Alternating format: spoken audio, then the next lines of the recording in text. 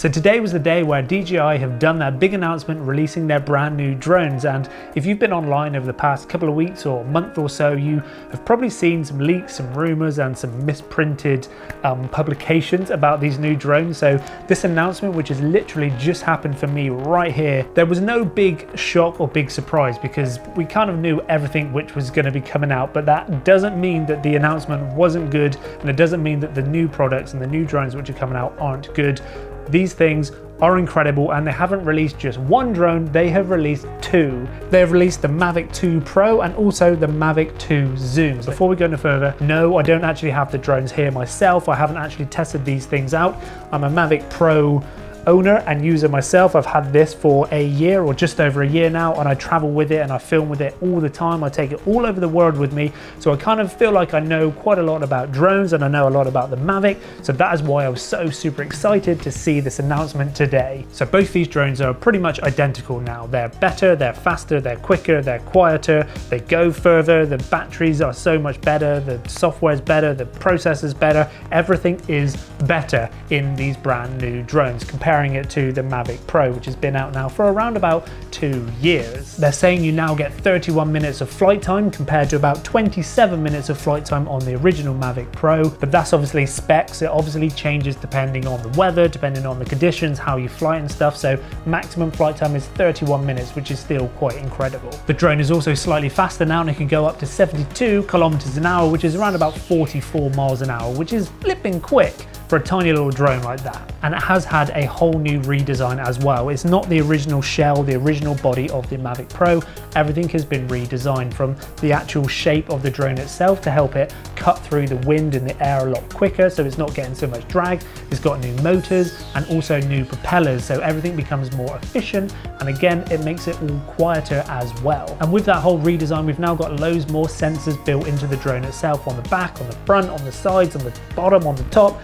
Everywhere this drone is covered in sensors to give us more confidence when we're flying and potentially stop us crashing it into any unwanted trees, or lampposts or buildings or whatever might be up there, birds, I don't know.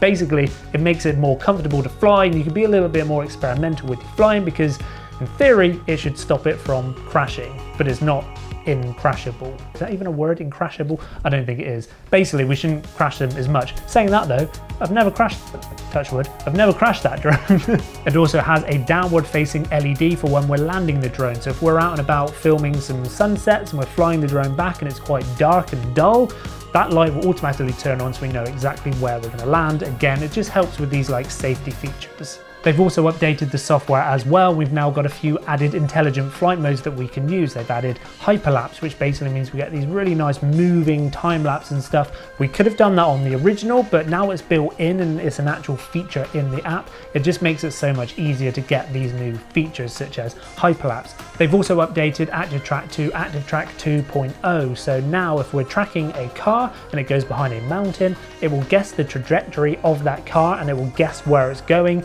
and then it will re-pick up that tracking point when it reappears. So it no longer just loses that tracking point and just stops flying and stops in the air. It will try to find where the active track has gone, pick it back up, and then carry on flying and following that active tracking point. It has 8 GB of internal memory. It has the all-new OcuSync 2.0, which provides 1080 video transmission up to 8K or 5 miles away for smoother and better control. It also has 2.4 to 5.8 GHz auto switching transmission, and both record 4K at a higher bitrate of 100 megabytes a second with advanced H.265 codec compression. And the main thing which separates these two drones is obviously the camera which it comes with. The Mavic 2 Pro and also the Mavic 2 Zoom. They have different cameras, so we basically have a choice now of which camera we actually want to fly with our drone. And the camera that comes on the Mavic 2 Pro is a Hasselblad 1-inch 20 megapixel sensor, which basically means that image quality is going to be incredible. And to put that into some form of perspective for you, the original Mavic Pro, which I have here, the camera and the sensor is 1/4 the size of the new one.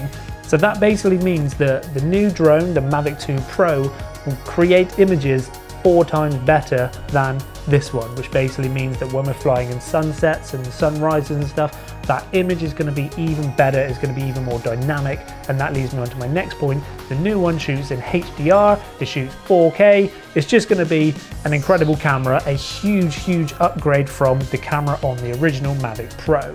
It also has an f-stop of 2.8 to 11 with a 14-stop dynamic range. Again, this just means that we're going to cram so much more information into that camera onto the brand new sensor to get even better and crispier images. The Mavic 2 Pro also supports a 10-bit D-Log-M color profile that yields a higher dynamic range when we're doing our color grading. And the difference between that original 8-bit and the new 10-bit is huge. Again, it's basically just cramming so much more information into that camera, into that sensor. So every single image and every single shot we capture is going to look even better. The Mavic 2 zoom doesn't have the same camera as the Mavic 2 Pro. So that's one thing to remember, is the zoom. The camera isn't as good, but as you can tell by the name, it does have a zoom on it. It goes from a 24mm to a 48mm optical zoom. So inside of that camera, it will optically change from 24 to 48. So we can get some really nice punched in shots. So we don't have to get so close to the subject. We can actually fly the drone further away, zoom it in, or we can get some really nice depth of field shots, some nice parallaxing shots and stuff with this drone. But remember that the new Zoom one doesn't have the best dynamic range compared to the new Pro.